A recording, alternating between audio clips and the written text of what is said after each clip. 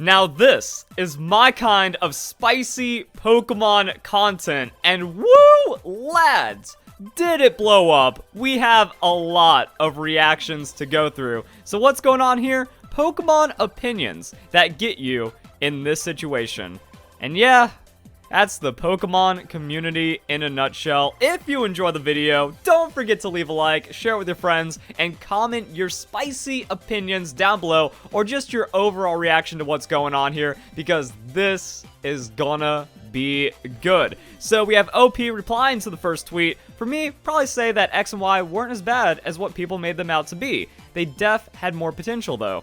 Okay, here's a take that I never really understood, because there's actually people out there that don't like Pokemon X and Y. I see a lot of people saying like Pokemon X and Y get too much hate, but I've never really seen it, and I can't comprehend it either, because Pokemon X and Y was the great renaissance for Pokemon. Like late Generation 4 and especially Generation 5 killed off a lot of the older Pokemon fans, but Pokemon X and Y was really when everyone came back, and that's when like this online culture for Pokemon really blew up and blossomed more than ever. That's when my channel popped off, that's where competitive popped off, that's where a lot of people were like, yo, Pokemon is fire, let's get back into this one. And even then, when you think about Pokemon X and Y, there's nothing like super wrong with them. You can't really look at a big part of Pokemon X and Y and be like, yeah, that's a bad Pokemon game. Like, at their worst, it's still good, and at their best, well, we have something that I feel really brought everyone back into Pokemon, at least for a bit. A lot of people I know came back for that first big 3D Pokemon game. Maybe they stayed around for Mega Ruby and Alpha Sapphire, maybe they're still around now, maybe they dropped off immediately after,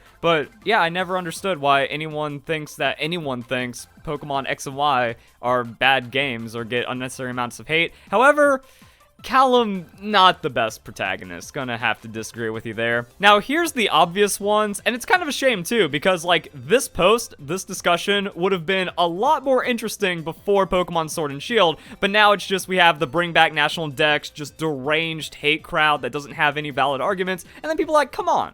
Pokemon Sword and Shield are good, if not great. So yeah, Pokemon Sword and Shield are amazing games, but some people will refuse to admit it just because they cut out some Pokemon and because the trees look bad. And that brings me to something funny. So we got Nintendo of America tweeting about the expansion pass. I was also thinking about doing a video on this because we're still getting Pokemon Sword and Shield promotion, which means we're probably a little far off until we get like the next Pokemon Legends or even Pokemon Diamond and Pearl trailer. But then you scroll down a little bit, and these people are still this unwell. And I love this comment. This is my favorite comment about the whole bring back national dex thing now. A singular tree lives rent-free in your mind. And that is the derangement. Also, you can see a lot of replies. People are still pressed about a take that was never hot to begin with because their thoughts have absolutely no value on their own, so they just need to follow what social media is telling them to think. It's really sad, and that is one of the biggest things, just destroying the Pokemon community. We have Sun and Moon, Ultra Sun, Ultra Moon are among the best Pokemon games to date, rivaled only by Black and White 2. Nah, Gen 5, worst gen by far. However, I will agree with the Ultra Sun, Ultra Moon thing, because Pokemon Sun and Moon, like, after Ultra Sun, Ultra Moon came out, you go into interviews and you look at, like, gameplay features and stuff, it looks like Sun and Moon intentionally had features removed or hindered, that way Ultra Sun, Ultra Moon could have more content. But the way I see Ultra Sun, Ultra Moon is that it's the definitive edition of Generation 7. If you skip Sun and Moon, go straight to Ultra Sun, Ultra Moon, you will have an excellent, feature-packed Pokemon experience. But Sun and Moon was still pretty good. However, I feel like the biggest thing of Pokemon is the post-game, is the competitive element behind it, because that's what Pokemon's all about. Being the very best like no one ever was, and using these crazy creatures to beat up on your friends, but the competitive sucked in Pokemon Sun and Moon. It was an unbalanced mess with the Z crystals and the Megas, and it didn't work out. I had the least fun playing competitive Generation 7 than any other Pokemon generation. And then the crazy amount of hacking just destroyed the games and gave them no longevity. So yeah, Ultra Sun, Ultra Moon, pretty good, but everything else around, like just Generation 7 in general, kind of messy. But then the rest of the things that this person has to say, just absolute and utter garbage. Sinnoh wasn't that great. At most had a variety of Pokemon and lore, plus the Distortion World, that's it. Yo, Underground, Ball Capsules, contests, and I don't understand how this person just like, oh, you could just write off the lore, even though Generation 4 lore, pretty good, story, pretty good, exploring the world, actually really good, and a step up, like The problem here is that this person is a child. I bet their first games were Pokemon Black and White, which makes them a Gen whiner, so they think everything that came before is inferior, and if you defend or appreciate Generation 1 in any capacity, you're labeled a Gen 1er, despite liking everything else about Pokemon, except for Generation 5, because it is the worst generation, and because of that, it's just like these copy and paste takes they don't hear from any like real Pokemon fan, and then just the likes. This is where the Zoomers come in. They have no appreciation for retro. They have no appreciation that came before them. And they just come in with their awful takes that create a lot more animosity and divisiveness in the community. And then they turn around and complain, oh, everyone hates Pokemon Black and White. Even though defending Pokemon Black and White is like the most popular opinion in the Pokemon community, these kids just can't handle any kind of dissent, and it makes everything a little worse.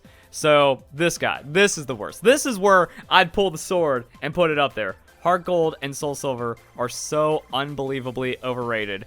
This has to be a troll.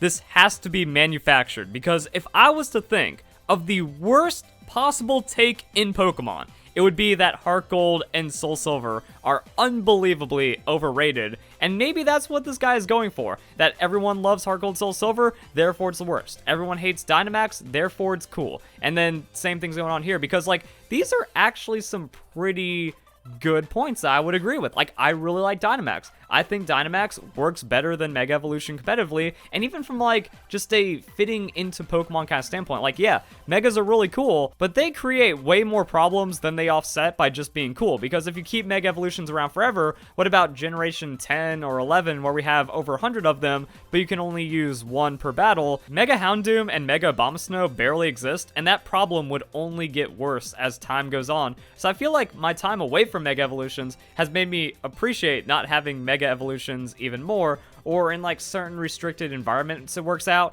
Competitive, you couldn't do what Generation 7 did, like I said earlier. You know, you can't have Megas plus some kind of other gimmick, so it really just kind of becomes too commanding and then takes things over way too much. But I did appreciate it in Pokemon Let's Go. I like being able to Mega Evolve any of my Pokemon any time because there was no item restriction. And that's the cool thing about Dynamax. You can Dynamax any of your Pokemon to make them more viable. And that's the cool thing about Dynamax. You can Dynamax any Pokemon to make them viable, and some Pokemon are really only viable in Generation 8 because Dynamax exists. So I feel like it does a lot of really good things for the game. But also, at this point, I just feel like I miss a more standard, vanilla kind of Pokemon game. I hope we get a lot of that with Generation 4. You know, Diamond Pearl remakes? If we can just go back to like original Diamond Pearl competitive, or just not having to worry about everything being crazy and mega, I'd be happy with that. So we got Ultra Sun, Ultra Moon being top 5 Pokemon game. It seems like a lot of people think this, and it's kind of weird how people just kind of hate on Generation 7, but I think that's because we went through that entire experience. We went through Pokemon Sun and Moon just kind of dropping off, and then Ultra Sun, Ultra Moon feeling like it should have been what Sun and Moon was. But if you just kind of remove all of that stuff, and you look back on it and go, yeah, Ultra Sun, Ultra Moon is definitive Gen 7, it's strong. And then Crown Tundra is some of the best Pokemon content Game Freak has made in a while. I kind of agree and disagree. I feel like the entire expansion pass. I like the Isle of Armor more than the Crown Tundra because I feel like Dynamax Adventures really weren't that good, but having like the legendary stories in the Crown Tundra and still some pretty nice exploration throughout the Crown Tundra, all of that was good. Like, if you just get Pokemon Sword and Shield with the expansion pass, much like with Pokemon Ultra Sun, Ultra Moon, you kind of have the delayed definitive version of the game, and that's incredible. Now, I also really enjoyed base Pokemon Sword and Shield, but with the expansion pass, so many good features, so much good exploration is added in, it's good. But because social media has made everyone very, very ill, they just default hate Pokemon Sword and Shield no matter what, even though there is a lot of great stuff behind it. And then, yeah, we have the response, what makes them overrated? My God, this is my favorite thing so far, and I don't think there is going to be anything that can top it. There is no difficulty in Pokemon. Fact. The games are easy or hard depending on your team and your level of knowledge. Double fact.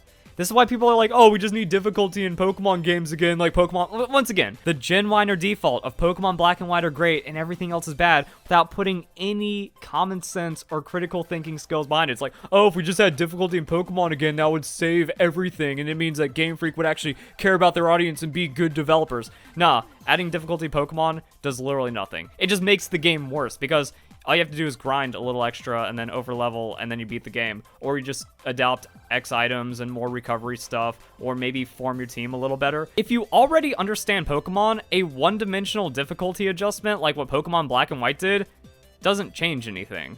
Gigantamax is way better than Mega Evolutions, I'll take that. Mega Evolution is stupidly, unnecessarily overpowered and shouldn't come back. They make the games too easy. Yeah, that was one thing I noticed. Like, once you just get your Mega in Pokemon X and Y, you just hit the Mega button and you one-shot everything on the team. And that was also a weird thing about Pokemon Sun and Moon, and also Pokemon Ultra Sun Ultra Moon. Most trainers just had, like, one Pokemon. So you run into a trainer with one Pokemon randomly, and then you Z-move. And then the next battle, you just get to Z-move again. And next battle, you just get to Z-move again. And it really only gets tricky if you go up against a rival, boss, or some kind of, like, elite trainer that's just chilling there, but then you save the Z-move for their signature Pokemon, and then the game's just kind of over. I don't hate Megas, I just think they're too strong. I do think it's awesome that a lot of Pokemon got a chance to be in the spotlight and be strong, but not too overpowered. The ones that are just dumb, like Mewtwo, Salamence, Garchomp, are the ones I think are ridiculous. And this is where it kind of gets weird, because I feel the problem with Megas wasn't that, like, oh, Salamence is too strong and needs to be banned, or Kangaskhan was too strong and needed to be banned. I could deal with a lot of the OP Pokemon. It just made the battles revolve too much around Mega Evolution. That's what I like about Dynamax. Like, if you force an opponent to switch out of Dynamax, they lose the rest of the turns. And also, you only get 3 turns of, like, really trying to capitalize on the battle. Now, if you do, like, an Airstream or some stat ups, those do stay with you, but it doesn't have nearly the impact of always just having, like, Mega Charizard just hit the field, Dragon Dance whenever it has an opportunity, and the game's over. So I feel like that was the thing about Megas. They just made the game very rocket taggy, regardless if the individual Mega was as bad as everyone was saying. Like, I don't understand why this person thinks Mega Garchomp is too strong, because that was one of the worst Megas compared to the base Pokemon, because Garchomp just loses an item to not get the benefit that Garchomp needs. Like, Garchomp really needs that Scarf, or Garchomp really wants that Life Orb, but then Mega Garchomp doesn't really bring anything else to it, and it's slower, so it loses out on that really cool speed creep that Garchomp has. Either way, like, I just want to clarify it for me personally and stay consistent that I don't think, oh, Megas were too scary, therefore they need to go away. I just didn't really find the battles involving them that enjoyable to a degree. Like, yeah, I loved curb stomping people with Mega Sableye. I think Mega Sableye is responsible for more victories than I've ever had in Pokemon, and also getting, like, Aegislash outplays. Like, one of my favorite things is Aegislash versus Mega Mawile, Aegislash versus Mega Kangaskhan. If you King Shield when they Fire Punch, or Swords Dance when they Sucker Punch, and you just get, like, the perfect plays every time, they go for setup, you hit them with the Sacred Sword, that matchup is so good when it comes to high skill gameplay. But when you're in it for the 50th time, because that's what every battle boils down to, not really that great. Also, some of the other things that went down, like you have to burn a Kangaskhan, you have to burn a Salamence. Problem is, Mega Charizard X can't be burned, so I found it to be a lot bigger of a threat with whatever I was playing with, and yeah, it, like, there were some fun things, but looking back at it, it's like, man, I couldn't be doing that. Like, I think that was it. It was only fun in Generation 6. After Generation 7, I was tired with it, it was just too much of a mess, and then Z-Crystals didn't make things any better. So those were some of the top comments from just scrolling down, but I really feel like the quote tweets are where you're going to find the good stuff, because this is where people think their opinion matters to their audience, because just gotta quote tweet it, you know, I need to make sure more people see it instead of just a reply getting buried under this. I think I should be surrounded by Honedge. Or we have the Gray Dragon of Cringe Fortune with that bio just saying nonsense. That'll happen too. Hop is a good rival. Once again, like, how could anyone be against Hop? Hop is my favorite friendly rival. Like, as the Pokemon Sword and Shield story developed, and you get to like Hop dropped his favorite Pokemon from this team and then brought it back through a lot of character discovery. Hop has some of the best character development in all of Pokemon, and it's expressed in just a single game. That's crazy for Pokemon, because normally you have to go outside the games, or it takes a follow-up game, or some kind of, like, retroactive look at the lore, Pokemon Origins, Generations, the Pokemon Adventures manga, and then you really get to see how brilliant and amazing the story was. But when it comes to Hop's story, it's all there, and you get to feel it the entire way through. So yeah, once again, like, if you think Hop is a bad rival, you have nothing else you have to say is of value. So the games are boring AF. I mean, like, it goes both ways. Now we get to what I want the takeaway of this video to be, if you haven't realized it by now. No matter what you say in Pokemon, this is the reaction. You're going to get support for what you say, and you're also going to get a lot of hatred for what you say, because that is the divisiveness that we see in the Pokemon community at this time, because Pokemon is just so large. It's impossible to make the perfect Pokemon game. This is going to Pokemon Legends. Pokemon Legends looks awful to me for many reasons I have expressed over several videos. However, if you go to the entitled side of the Pokemon community that hated Game Freak just a couple of months ago because they're brats, well, now, because of Pokemon Legends, like, you're not allowed to say anything bad about Pokemon Legends because that's what they have everything riding on. This is their Pokemon Black and White all over again. This is their Pokemon game, so it cannot fail under any circumstance, and it cannot have any dissent whatsoever. So, yeah, like, if you say the games are boring, you're going to have a massive amount of support, but also the real Pokemon fans are going to be like, nah, you're just an idiot. This is a good one. Toxic Stall is a fun way to play. I don't know if this guy's serious or not. Like, once again, that's another take at how this meme can be looked at. Like, you can just fabricate what you think is the worst possible opinion, or you can honestly believe it. I think Toxic Stall is fun, mostly because of the mental damage it inflicts on your opponent, but also just playing Evasion before Game Freak, like, nerfed it into the ground in Generation 7 and 8. Like, oh, Dynamax hits through Evasion, oh, Z moves hit through Evasion, maybe a Mega Pokemon just gets, like, a lucky hit through your Evasion setup. So, that's kind of lame, but overall, like, yeah, Evasion, there's nothing wrong with playing that. There's nothing wrong with playing one-hit KO moves. There we go. One-hit KO moves are fair. That's the one I'm going to chalk up to this meme. We have another child opinion right here. Charizard sucks. Game Freak needs to stop pandering to it. Where it's like, dude, just calm down. Charizard, it's fine. Gen 1 sucked. There we go. But once again, you have the Gen 5 fans. You have the Gen whiners that call everyone else Gen 1ers. That'll completely agree with that. But then you have, like, again, real Pokemon fans are like, nah, that's not how it is. Gold and Silver, by extension their remakes, are the worst Pokemon games because the leveling is bad. And the story is This guy's just an idiot. So this guy had a hard time dealing with the leveling system because he's bad, and that made him upset at the games, but also lacks the basic comprehension skills to understand how awesome that story is. The Yakuza-style mob that Giovanni built up in the first games got dissolved, so we have, like, a lot of really cool story carryover as well, but now you have these misfits that have no direction, nowhere to go, because everything in their life was taken from them when they lost Team Rocket, and they're still desperately trying to keep it together. That's cool. Also, Lance is a baller, and then it spills over into what happened with Red, and then we just get to play around in Kanto for a bit. Half the new interesting Pokemon are in Kanto. I don't even think this person played the games, and Kanto itself took away from Johto, all while still being boring. No, everything about Pokemon Gold and Silver and Heart Gold Soul Silver enhanced the experience, and then, like, enhanced itself off of enhancing itself. Dawn had way more potential as a romantic interest for Ash than Serena. Man, I've done videos in the past. I've shown you guys what happens when you go into the Amore shippers. Those people are freaks. They're messed up. They really project childhood romance in a very deeply unsettling way. And I guess with that, it's a good way to just end the video. It's like, you know what? Well, while I don't agree with it as much as the one about Pokemon leveling, I think that's a good way to just cap off this video. So if you guys enjoy the video, hope you all have a nice day. Thank you very much for watching.